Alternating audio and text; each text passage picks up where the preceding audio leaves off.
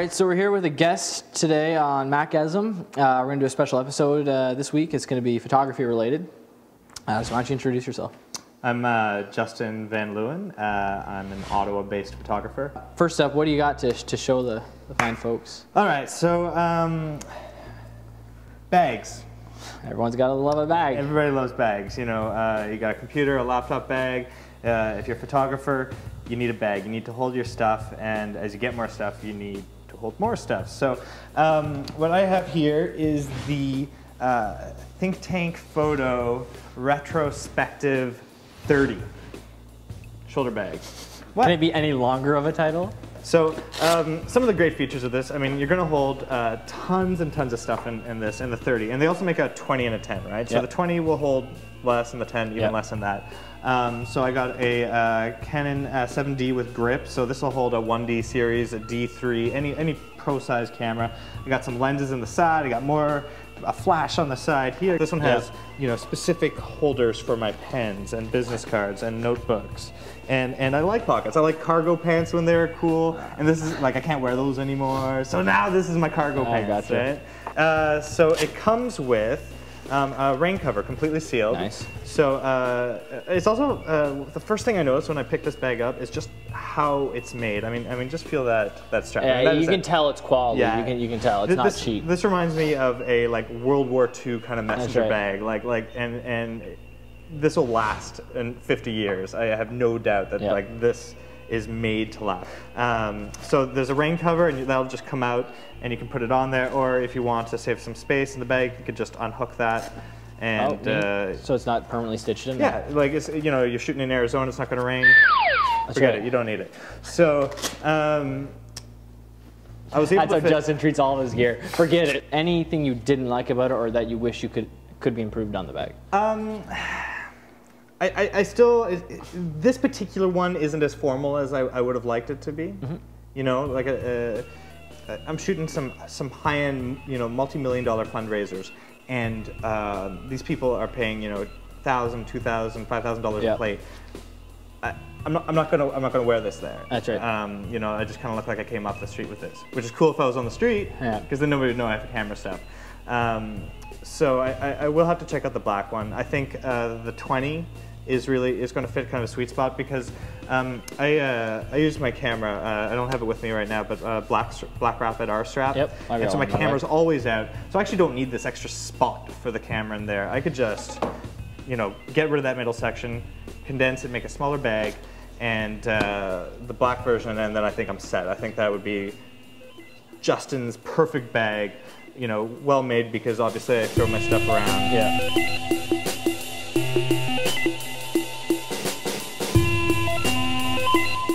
Whenever Justin and I were talking about this, he's like, yo, check out this Kelly Moore bag. So we contacted them, and I put this thing through the ringer already. I've had this thing for a couple months now, and I've tested it to its full extent. So mine looks like it's been a little used. So this is a Kelly Moore bag. Some of the things, it's got a back pocket here. I actually just got travel stuff in there. It's got a little magnet that seals, which if you put something heavy in there, the magnet will let go. So it's open, like, mine here's zipper shut. Yeah, so I'll just go through the bag first, and then we'll go over some things that I wish. So even the front here has two magnets in it. So it just kind of like locks in there, but if you pull on it, right, it's going to come off, which it's nice if you want to quick get in your bag, right? Yep. So you don't have to go through zippers and Velcro and do all that fun stuff. So I normally have mine set up with 3 different slots. I've got cables in here. I have tons of crap. My camera with my Black Rapid strap, it's a little bit of a mess. Yep, with my SC29 cord and an iPod cable.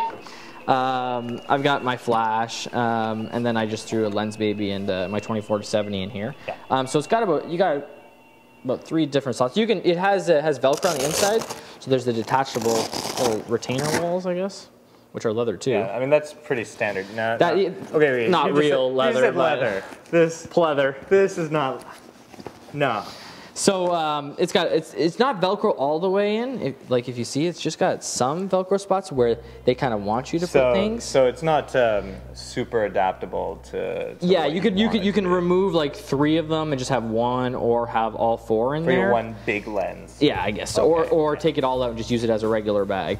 Now, some of the things that I would change about this bag, however, this front pocket's not deep enough for an iPad. And the one thing I wish for the slot that I want to put my iPad in is that I could zip it up, right? I could seal it. And so right now, I mean, it's against your body, but if you leave the bag behind, that's right. It's pretty accessible. People can see it even. Well, if my iPad doesn't have a case on it, it goes all the way in, and you won't be able to tell that the iPad's there. But since I use the OtterBox, you and I both have the Otter case, it sticks out a little bit. But this is where I stick my iPad when I walk around. And then the other thing is that because it's leather, when it bends, the 2 openings. So if it starts to rain, it's game over. It's game over. It's game over. It's game over. How are those stains going to come out?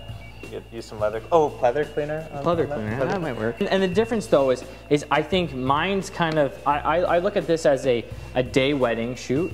That I have my gear sitting in the truck or sitting in a car in all my Pelican case, and everything's sitting in there. And when I need stuff, I'll swap it out. But when I'm walking around throughout the day, during the day, at the wedding, I'm going to have this on me, right?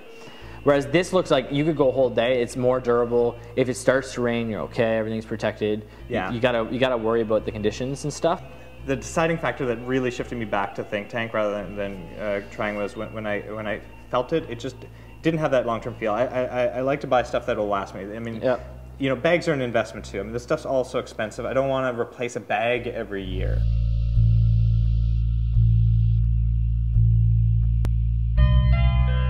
I think we're gonna chat now about some apps. Yeah. So you don't have? I didn't bring my iPad with me. I'm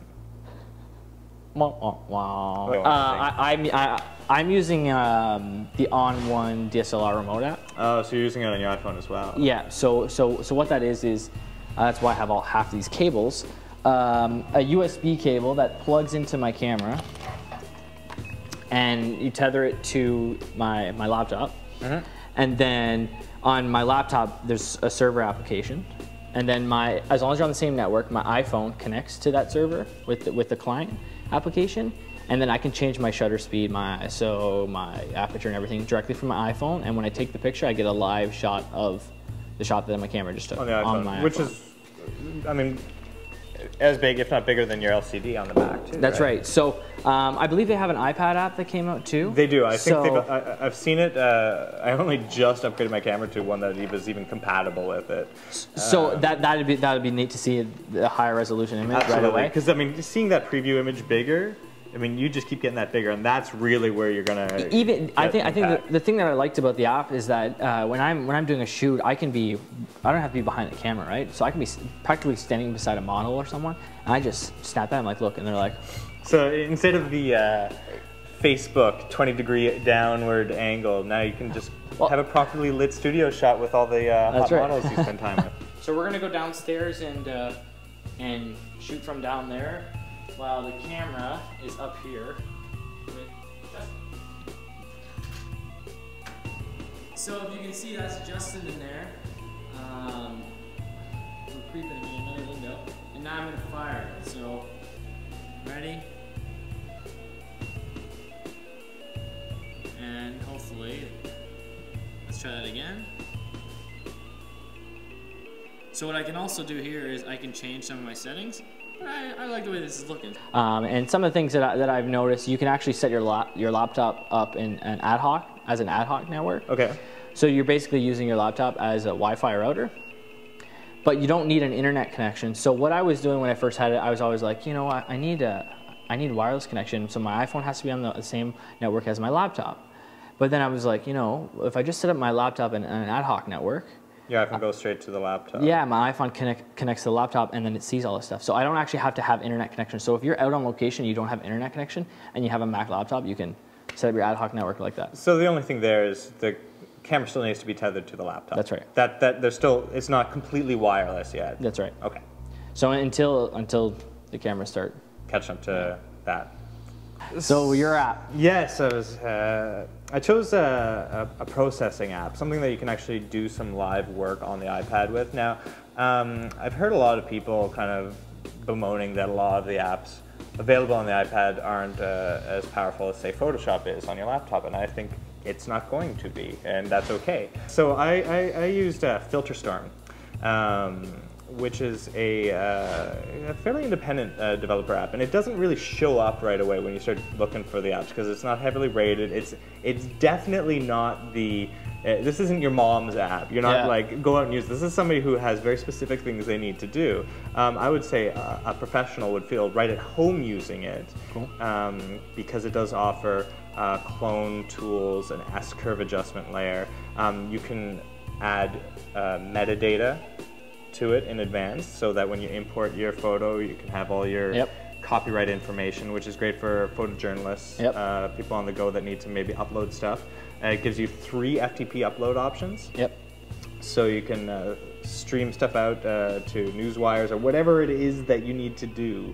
In my case, it's not quite as demanding. Well, that's neat that it has that, because knowing a lot of photographers that do shoot for sports, they can't touch up their images, right? Right. So when they submit their images, it's got to be pretty much, besides crop, out of camera. So for that would be perfect for them, right? Because they can just quick dump it onto an iPad. They don't need to carry a laptop and just send it off. They can't edit it, really. So they can drop it up, drop it in. It would add the metadata that they'd need for that event, and they'd send it off via FTP. The only limitation that I see with this is iPad's own, or Apple's, iOS's way of handling images. They tend to import them at a small resolution, I found. They're not, you know, if I have a 6,000 megapixel or pixel wide image, iPad doesn't handle that resolution. Oh, gotcha. This supports up to 3,000 something pixels, and there's even a workaround to be able to do that. You have to copy and paste into it, and it's not the app's fault. I want to make that clear. Like, some people are like, oh, you know, my images are only 1024. Yeah. That's how iOS is designed to handle images. They're like, well, what do you need something bigger than the screen for? Yeah, I hear you. So that's it for this week for Macgasm. I'm Brendan Schnell. Justin Van Leeuwen. See you later. So that you honestly think that? You don't think that there's other reasons behind it? You just think, okay, well, Buddy A has a Mac, so I want a Mac? What's the line like at the Genius Bar nowadays, by the way?